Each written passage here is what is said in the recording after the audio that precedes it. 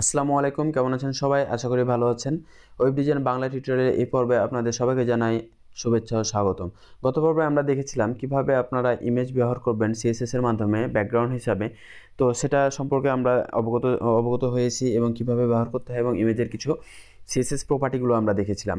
তো এই চ্যাপ্টারে আমরা দেখব কিভাবে আপনার এইচটিএমএল পেজে টেবিল ইউজ করবেন এবং টেবিল তৈরি করবেন সে বিষয় নিয়ে আমরা আজ থেকে দেখব। তো চলুন শুরু করা যাক। এইচটিএমএল লেখার জন্য আমাদের একটা ফাইলের প্রয়োজন, যেটা index.html আমরা ক্রিয়েট করেছি এবং style.css একটা সিএসএস ফাইল তৈরি করেছি যেটা index.html এর সাথে আমরা লিঙ্ক আপ করে দিয়েছি। সেটা আপনারা জানেন যে কিভাবে করতে হবে। এবং ইউজিং টেবিল এটা টাইটেল হিসেবে রেখেছি এবং পেজটা হচ্ছে ব্রাউজার দিয়ে ওপেন করলে আমরা এখানে খালি দেখতে পাবো, কোনো কিছুই নেই। তো টেবিলটা কি সেটা আমাকে আগে বুঝতে হবে। টেবিলটা কি, আমরা যদি এখন এখানে টেবিল বোঝার আগে দুইটা কনসেপ্ট আমি ক্লিয়ার করে দিই। রো এবং কলাম কি। তো রো হচ্ছে কি, এই যে আমরা যে লাইনগুলো আঁকছি সেগুলো হচ্ছে কি, সেগুলো হচ্ছে হরিজন্টাল লাইন। এগুলো হচ্ছে হরিজন্টাল লাইন। যে লাইনগুলো আমি আঁকছি সেগুলো হচ্ছে হরিজন্টাল লাইন বলা হয় এবং যে লাইনগুলো এখন আঁকছি সেগুলো হচ্ছে কি বলা হয়, ভার্টিক্যাল লাইন। তো হরিজন্টাল লাইন এবং ভার্টিক্যাল লাইনের সমন্বয়ে যে জিনিসটা তৈরি করা হয় সেটাই হচ্ছে টেবিল। এই যে এটা হচ্ছে একটা টেবিল। টেবিলে কি থাকে, অনেকগুলো রো এবং অনেকগুলো কলামের সমন্বয়ে একটা টেবিল গঠিত হয়। তো রো কোনগুলো রো কোনগুলো বলবো এবং কলাম কোনগুলো বলবো। রো হচ্ছে ডান থেকে বাম দিকে যেগুলো যাবে, এই ঘরটা এগুলো হচ্ছে রো। ডান থেকে বাম যেগুলো যাবে সেগুলো হচ্ছে রো। আর কলাম হচ্ছে উপর থেকে নিচে যেগুলো আসবে সেগুলো হচ্ছে কলাম। তো আমি যদি একটা এখন টেবিল তৈরি করি, একটা টেবিল আমি যদি এখানে তৈরি করি, দেখেন এখানে আমরা একটা টেবিল তৈরি করছি। টেবিলে কিছু হচ্ছে রো থাকবে, যেমন এটা একটা রো, এটা একটা রো, এটা একটা রো এবং এটা একটা রো। এবং অনেকগুলো কিছু কলাম থাকতে পারে, ধরেন এটা হচ্ছে নেমের কলাম, এটা হচ্ছে রোলের কলাম, এটা হচ্ছে মার্কের কলাম, এটা আরও অনেক কলাম থাকতে পারে। তো এটাকে কি বলবো আমরা, টেবিল বলবো, কারণ এখানে হচ্ছে রো আছে কলাম আছে। রো এবং কলামের সমন্বয় এটা গঠিত হচ্ছে টেবিল। তো এইচটিএমএল এরকম কিছু টেবিল তৈরি করা যায়। এরকম কিছু টেবিল তৈরি করার জন্য এইচটিএমএল কিছু ট্যাগ আছে, সে ব্যবহারগুলো আমরা দেখবো এবং কীভাবে অ্যাকচুয়ালি এইচটিএমএল এর টেবিল তৈরি করতে হয় সে বিষয়টি আমরা আজকে জানবো। তো চলুন শুরু করা যাক। তো আমরা এখানে একটা ফাইল নিয়েছি এবং এটা ব্ল্যাঙ্ক, এর আউটপুট আছে ব্ল্যাঙ্ক। এই যে আউটপুট হিসাবে আমরা কি দেখতে পাচ্ছি, কোনো কিছু দেখতে পাচ্ছি না, শুধু টাইটেলটা দেখতে পাচ্ছি। তো এইচটিএমএল ফাইলে বা একটি ওয়েব পেজে টেবিল তৈরি করার জন্য আমাদের এইচটিএমএল প্রোভাইড করেছে টেবিল। টেবিল নামে একটা আমাদের ট্যাগ প্রোভাইড করেছে, যেটা এইচটিএমএল প্রোভাইড করেছে টেবিল। তো টেবিলটা হচ্ছে ডাবল ট্যাগ। তো আমি টেবিল ট্যাবটা লিখি এবং এটা আমি ক্লোজ করে দিই টেবিল। তো টেবিল লিখলাম। টেবিলের ভিতরে আমার কি থাকে, রো এবং কলাম থাকে। তো রো এবং কলাম আমাকে তৈরি করতে হবে। আমরা দেখেছি যে টেবিলের ভিতরে রো থাকে এবং কলাম থাকে। তো রো তৈরি করার জন্য দিতে হবে, রো তৈরি করার জন্য দিয়েছে হচ্ছে টিআর নামে হচ্ছে একটা আমাদের ট্যাগ দিয়েছে, যেটা হচ্ছে তৈরি করবে রো। টিআর হচ্ছে ডাবল ট্যাগ যার ওপেনিং আছে এবং ক্লোজিং আছে। টিআর এর মিনিং হচ্ছে টেবিল রো। এটা শুধু রো তৈরির কাজে ব্যবহার করা হয় এবং টিআর এর ভিতরে আমরা কি ইউজ করব, কলাম তৈরি করব। তো কলাম তৈরি করার জন্য আমাদের দিয়েছে এইচটিএমএল টিডি নামে একটা ট্যাগ। সেখানে আমরা টিডি হচ্ছে ডাবল ট্যাগ, আমরা টিডি লিখবো এখানে টিডি এবং এখানে লিখব টিডি। আপনারা এখানে ভালোভাবে দেখেন, আমরা যখন এখানে আচ্ছা টেবিল তৈরি করার জন্য আমাকে প্রথমে কি ইউজ করতে হচ্ছে, টেবিল ট্যাগ। এবং টেবিল ট্যাগের ভিতরে আমাকে রো তৈরি করার জন্য ইউজ করতে হচ্ছে টিআর, মানে টেবিল রো আমাকে ইউজ করতে হচ্ছে রো তৈরি করার জন্য একটা রো। এবং একটা রোয়ের ভিতরে কি কি ডাটা থাকবে বা কি কলাম থাকবে সেটা তৈরি করার জন্য ইউজ করতে হচ্ছে আমার কি, টিআর এর ভিতরে টিডি। এটা লিখে যদি আমি এখন এখানে আমি দিলাম টিডির একটা ভ্যালু নেম লিখে যদি আমি সেভ দিই, সেভ দেওয়ার পর আমরা যদি এখানে রিলোড দিই তাহলে আমরা এখানে দেখতে পাবো একটা শুধু নেম প্রিন্ট হয়েছে, কিন্তু টেবিল আকারে আমাকে এখানে দেখাচ্ছে না। তারপর আমি যদি এখান থেকে আরেকটা রো কলাম তৈরি করি, তাহলে এখানে যদি দিলাম রোল দিলাম। এখন যদি আমি সেভ করি তাহলে দেখব যে নেমের পাশে রোল চলে আসছে। আমি যদি এখানে আরেকটা আমি যদি সেভ করি, যেমন মার্ক এবং আরেকটা দিলাম আমরা স্ট্যাটাস হিসেবে আমরা রাখলাম এটা। এখন যদি আমি এটা সেভ দিই তাহলে দেখতে পাবো এখানে আমাদের টেবিলের এটা একটা রো, এটা একটা কলাম, এটা একটা রোলের কলাম, এটা মার্কের কলাম এবং এটা স্ট্যাটাসের কলাম। আমাদের কলামগুলো প্রস্তুত। এবার আমাকে আরেকটা রো ইউজ করে আমাকে কি টেবিলের ডাটাগুলো দিতে হবে। তো প্রথম রোয়ে আমার কি থাকছে, প্রথম রোয়ে আমার টেবিলের এটা একটা রো তৈরি হয়েছে এবং এই রোয়ে এটা একটা কলাম, এটা একটা কলাম, এটা একটা কলাম এবং এটা একটা কলাম। তো আমাদের রো এবং কলাম প্রথমটার জন্য তৈরি হয়ে গেছে। একটা রোয়ের জন্য 4টা আমরা কলাম তৈরি করছি, 1টা 2টা 3টা 4টা আমরা কলাম তৈরি করছি প্রথম রোয়ের জন্য। এবং দ্বিতীয় রো থেকে আমরা কি করব, ডাটা রাখবো। সেই জন্য আমরা এখানে নেব টিআর আর একটা টিআর এবং এখানে ক্লোজ করে দেব টিআর এবং এই রোতে আমরা এখন ডাটা রাখবো। ডাটা রাখার জন্য তাহলে প্রথম যে কলামের ভ্যালু কি হবে, তাহলে হচ্ছে নেম। তাহলে টিডি দিব, এখানে টিডি দেওয়ার পর এখানে দিব নেমটা দিলাম আমি অ্যালেক্স নেম দিলাম। এবং তাহলে আমার প্রথম রোয়ের যে অ্যালেক্স নামটা আসলো, আমি যদি সেভ দিয়ে যদি আমি দেখাই তাহলে দেখবেন এখানে এই যে দেখেন প্রথম যে কলামটা আছে দ্বিতীয় রোতে আমরা সে ভ্যালুটা দিয়েছি, সে ভ্যালুটার প্রথম কলাম হিসেবে আমরা দিয়েছি। তাই আমরা দেখতে পাচ্ছি নেমের নিচে সে কলামটা, সে লেখাটা অ্যালেক্স নাম চলে আসছে। আমি যদি এখন রোল দিই, রোলটা আমার কি হবে, এটা আমি কপি করছি, কপি করে আরেকটা টিডি নিচ্ছি, টিডি আকারে আমরা আরেকটা কি করব, টিডি মানেই হচ্ছে কি এখানে কলাম তৈরি করতেছি। তাহলে আমি সেকেন্ড রোতে একটা কলাম কি আকারে নিব, রোল। যেহেতু আমরা ফার্স্ট রোতে আমরা দ্বিতীয় যে কলামটা নিয়েছি সেটাতে আমরা কি দেখি, রোল। তাহলে এখানে দিব রোল ধরেন ট্রিপল ওয়ান। তারপর আমরা কি দিব, মার্ক দিলাম এখানে ধরেন 50। তারপর দিলাম আরেকটা কি স্ট্যাটাসে দিলাম নো দিলাম, দেন সেভ দিলাম। সেভ দেওয়ার পর আমি যদি রিলোড দিই তাহলে দেখতে পারবেন এখানে আমাদের একটা বেসিক টেবিল তৈরি হয়ে গেছে। যার এটা হচ্ছে কি, এটা হচ্ছে একটা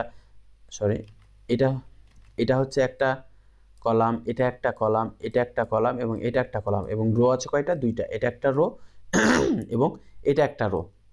তো আমরা রোগুলো তৈরি করেছি কি দিয়ে, টিআর দিয়ে। আমরা এখানে দেখেন 2টা টিআর ইউজ করেছি। এই যে এটা একটা টিআর এবং এটা একটা টিআর, যার মানে আমরা 2টা এখানে কলাম তৈরি করেছি, রো তৈরি করেছি। এবং কলাম কয়টা তৈরি করেছি, এই যে প্রথম কলাম, দ্বিতীয় কলাম, তৃতীয় কলাম, চতুর্থ কলাম। এখানে দেখেন প্রথম কলাম হিসেবে আমরা দিয়েছিলাম নেম দিয়েছি, দ্বিতীয় কলাম হিসেবে দিয়েছিলাম কি রোল দিয়েছি, তৃতীয় কলাম হিসেবে কি দিয়েছি, মার্ক দিয়েছি এখানে, এবং চতুর্থ কলামে আমরা স্ট্যাটাসটা এখানে দিয়ে দিয়েছি। তো আপনারা অবশ্যই বুঝতে পারছেন যে কিভাবে এটা একটা টেবিল তৈরি করে। আমি যদি আরও একটা রো আমি তৈরি করি, আর একটা আমি এখানে রো তৈরি করলাম টিআর দিয়ে সেম নামে। এখন আমি নামটা শুধু চেঞ্জ করে দিলাম জন দিলাম, রোল দিলাম 121, মার্ক দিলাম এখানে ধরেন 80 এবং এখানে দিলাম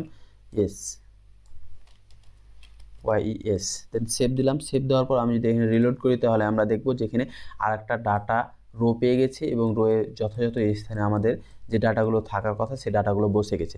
তো এটা এখনও কিন্তু টেবিলের শেপ আসেনি, টেবিলের আকারে আসছে, টেবিল আকার আসছে, বাট টেবিল দেখে মনে হচ্ছে না। তো এটা দেখার জন্য কিছু অ্যাট্রিবিউট আছে টেবিলে, সেই অ্যাট্রিবিউটগুলো ইউজ করতে হবে। যেমন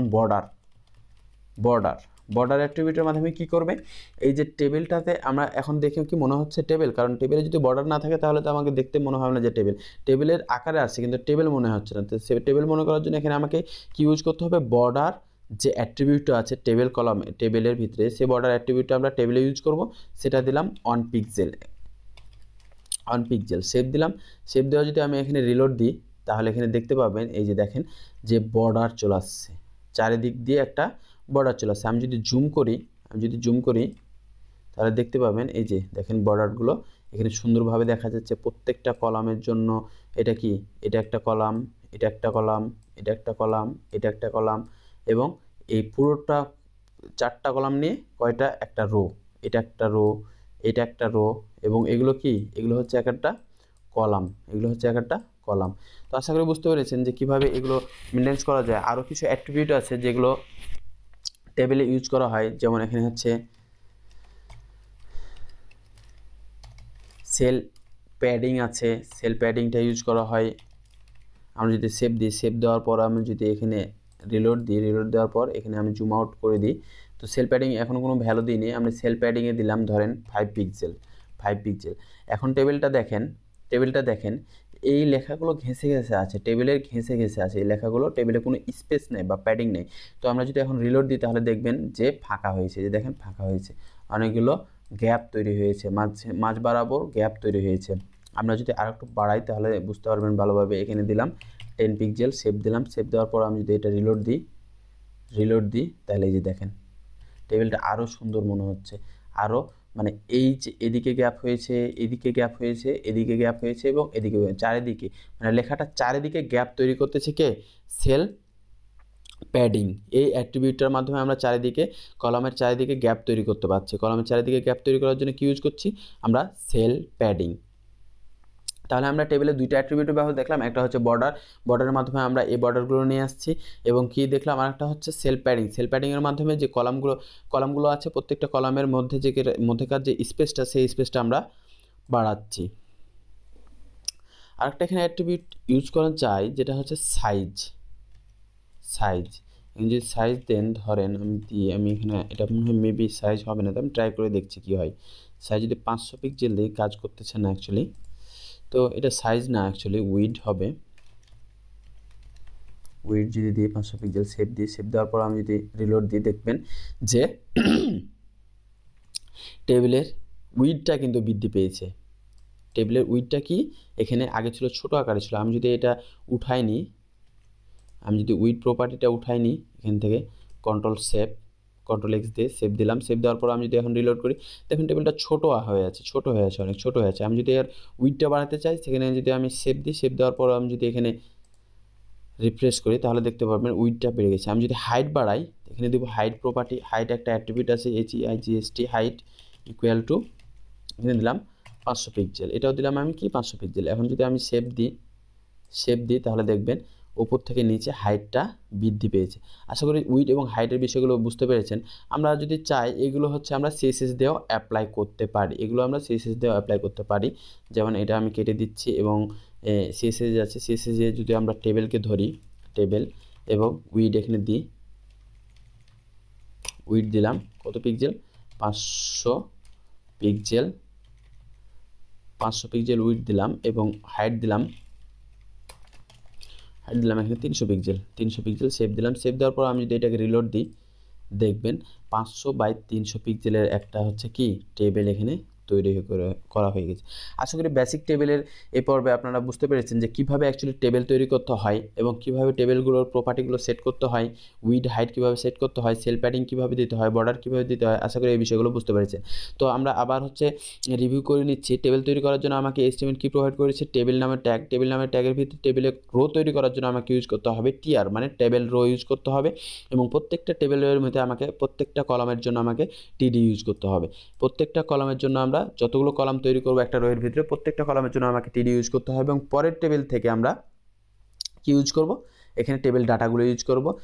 টেবিল রোয়ের ভিতরে প্রত্যেকটা কলামের জন্য একটা করে TD, এবং TDর ভিতরে আমাকে টেবিল ডাটাগুলো দিতে হবে। TDর মিনিংটা হচ্ছে অ্যাকচুয়ালি টেবিল ডাটা। তো এখানে আরেকটা জিনিস আমি মিস্টেক করেছি, জিনিসটা আমি দেখাই দিই। তো এগুলো হচ্ছে আমার কি? এগুলো হচ্ছে আমার টেবিলের হেডিং। এই যে দেখেন আমি যদি এখানে নিয়ে যাই, এগুলো হচ্ছে, আচ্ছা আমি একটু হাইটটা হচ্ছে কমাই দিই। এখানে হাইটটা আমি দিয়ে দিই 100 পিক্সেল দিই, দেন সেভ দিলে তো একটু টেবিলটা আমার দেখতে ভালো লাগবে। এই যে টেবিলটা 100 পিক্সেল।